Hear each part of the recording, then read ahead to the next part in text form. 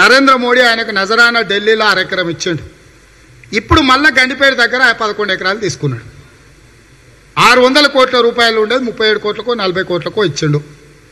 రాజకీయం ఏమన్నంటే రాజకీయ పార్టీకి ఇచ్చినాం, చంద్ర రాజేశ్వరరావు ట్రస్ట్కి ఇచ్చినాం, దీనికి ఇచ్చినాం, దానికి ఇచ్చినాం. ఈ పక్కనే బీజేపీలో కూడా ఇచ్చిన ఆస్తి ఉంది, ఆడ కేసీఆర్కి ఇచ్చింది, అన్నీ బాగానే ఉన్నాయి. ఈ ఆర్డర్ చూడండి. మాకు కాంగ్రెస్ పార్టీకి పెద్దలందరూ కలిసి ఇప్పుడు ఈ గాంధీ భవన్ మాది కాదు, ట్రస్ట్ది, మేము కిరాయికున్నాం. 140 ఏళ్ళు దేశానికి స్వతంత్రం తెచ్చిన పార్టీ 50 ఏళ్ళు కాంగ్రెస్ పార్టీ ఏలింది. ఏం చేసిందంటే 50 ఏళ్ళు వెళ్ళినా మేము పార్టీ ఆఫీస్ కట్టుకోలే, కిరాయికి ఉంటున్నాం. ఈ గాంధీ భవన్ కూడా కాంగ్రెస్ పార్టీ కాదు, నెల నెల కిరాయి చెల్లిస్తున్నాం.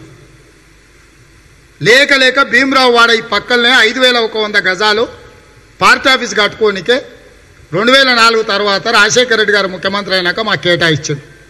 మాకు కేటాయించిన తర్వాత ఈ భీమరావు వాడలు ఉండే పేదలకు దాదాపుగా 56 ఏళ్ళ నుంచి అక్కడనే గుడిసెలు వేసుకొని ఉంటున్నారు. ఇది హౌసింగ్ బోర్డు వాళ్ళకి అలాట్ చేయనికలేదు, పేదలకు పట్టాలు ఇవ్వాలని హౌసింగ్ బోర్డు కాంగ్రెస్ పార్టీకి అలాట్ చేసిన భూమి మీద ఆ పేదలు క్షత్రియ ఒక ఎన్జిఓ ఆర్గనైజేషన్ పెట్టుకొని కోర్టుకు పోయారు.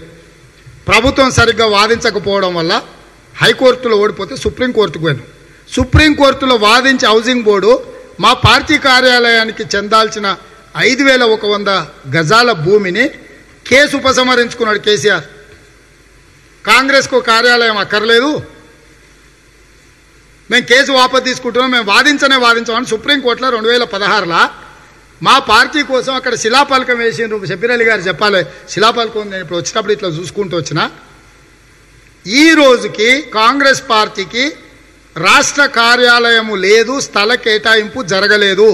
మేము పైసలన్నీ కట్టి కేటాయించుకున్న స్థలాన్ని నేను కేసే వాదించను, కాంగ్రెస్ పార్టీ కార్యాలయం అక్కర్లేదని 2016లో తెలంగాణ రాష్ట్రం వచ్చినాక కేసీఆర్ హౌసింగ్ బోర్డును ఒత్తిడి చేసి కేసు వాపసు తీసుకున్నది. సుప్రీంకోర్టు జడ్జిమెంట్ నేను చూపించేది. Supreme court order, state government of Telangana headed by Kalvakuntla Chandrasekhara Rao, they have withdrawn that case. Housing board ఆ పార్టీవాడ భీమరావు వాడ బస్తీవాసులకు వ్యతిరేకంగా ఉన్న కేసును సుప్రీంకోర్టులో ఉపసంహరించుకోరు.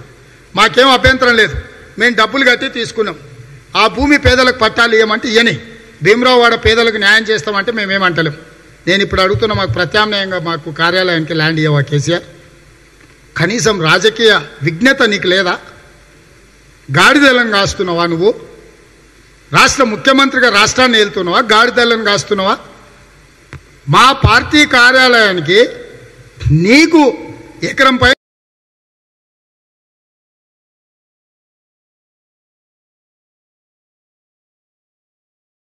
అక్కడ 11 ఎకరాలు గండిపేట దగ్గర మళ్ళా తీసుకున్నావు. మాకు కార్యాలయం లేదు, కిరాయికి ఉంటున్నాం. ఈ గాంధీ భవన్ కూడా కిరాయిది. మాకు కేటాయించిన భూమిని వదిలేసి ప్రత్యామ్నాయంగా మాకు భూమి కూడా కేటాయించలే. ఇది కేసీఆర్ రాజకీయ విజ్ఞత, రాజకీయ విలువలు.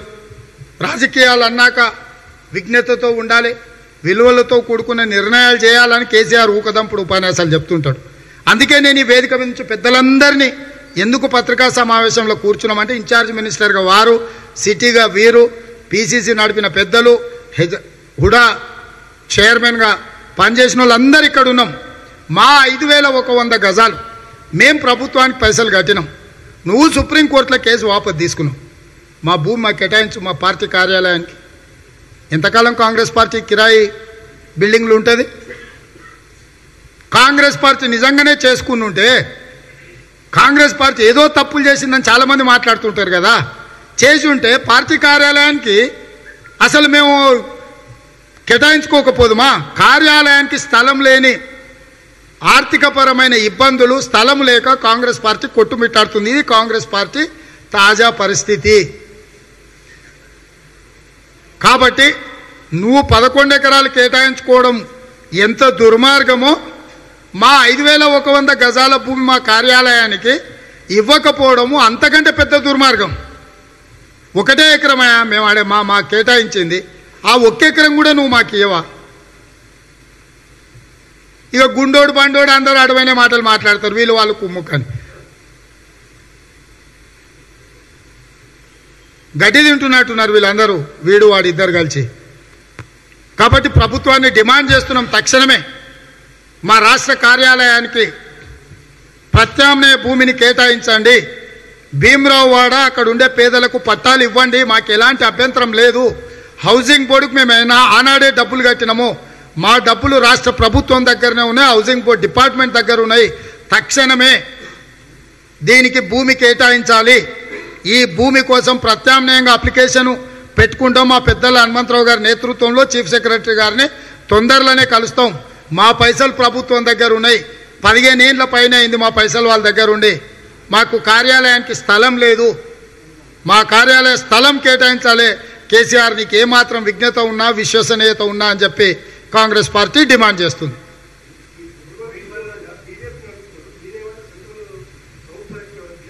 డెఫినెట్గా అందుకే మేము ఒక సబ్ కమిటీని, అంటే మా దాంట్లో ఒక కమిటీని వేసుకొని అన్ని రకాల సూచనలు, అందులో పర్యావరణ శాస్త్రవేత్తల్ని, న్యాయ నిపుణులని, సాంకేతిక నిపుణులను కూడా సంప్రదించి నివేదిక తయారు చేసి అది నివేదిక ద్వారా భవిష్యత్ కార్యాచరణ ప్రకటిస్తాం.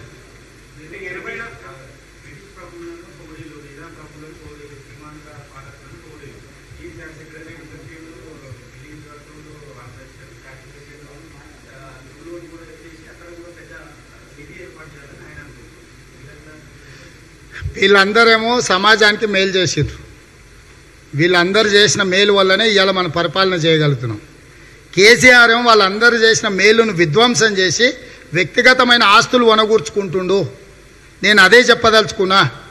వాళ్ళని శతాపించిన వాళ్ళు కూడా ఇంత దుర్మార్గమైన విధ్వంసానికి పాల్పడలేదని నేను చెప్పి, ఇలా ముగ్గురి కంటే కూడా పరమ దుర్మార్గుడు చంద్రశేఖరరావు అని నేను చెప్పదలుచుకున్నా.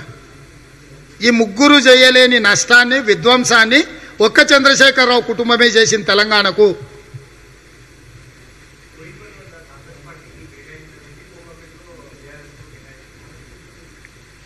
పార్టీ ఆఫీస్ కార్యాలయం మరి ఆయన గ్రేటర్ హైదరాబాద్ కూడా ఎకరం తీసుకున్నాడు, స్టేట్ ఆఫీస్కి ఎకరం తీసుకున్నాడు, 33 జిల్లాలలో ఎకరాల కొద్ది తీసుకున్నాడు.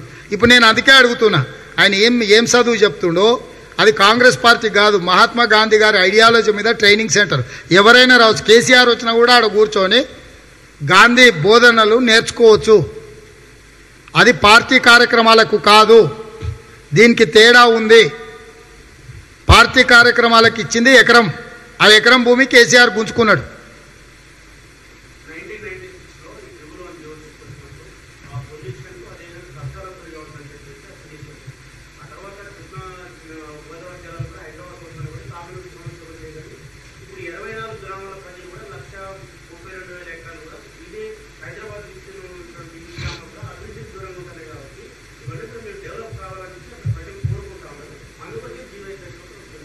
ఇప్పుడు దావుద్ ఇబ్రాహింని, చార్లెస్ శోభరాజుని, బిల్లా రంగాను నలుగురు ఉంటారు.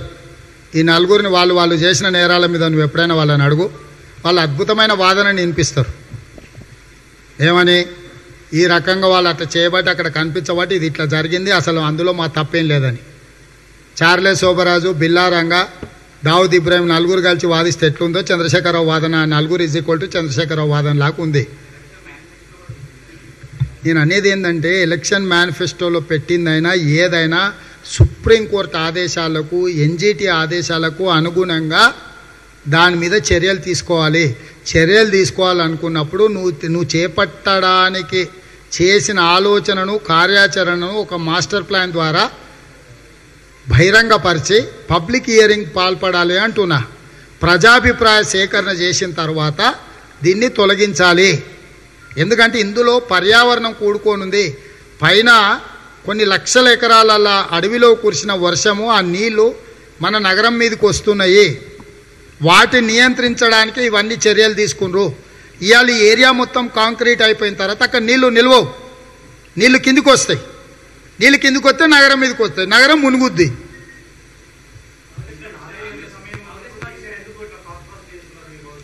ఇక 3 నెలల్లో ఆయన దిగిపోతుంది, 100 రోజులు ఆయనది కౌంట్ డౌన్ స్టార్ట్ అయింది. తర్వాత ఆయనకి ఏం లేదు, ఆయనకు స్పష్టత వచ్చింది.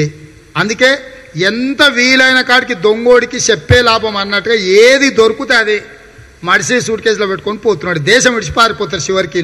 హాయ్ ఫ్రెండ్స్, మా టుడే టుమారో యూట్యూబ్ ఛానల్ చూస్తున్నందుకు చాలా థ్యాంక్స్. మరిన్ని లేటెస్ట్ వీడియోస్ కోసం వెంటనే సబ్స్క్రైబ్ చేయండి. అలాగే ఈ బెల్ ని కూడా రింగ్ చేసేయండి. మా నోటిఫికేషన్స్ అన్ని మీ మొబైల్లో వస్తాయి. అలాగే మా వీడియోస్ మీకు నచ్చితే లైక్ చేయండి, షేర్ చేయండి, నచ్చకపోతే కామెంట్ చేయండి.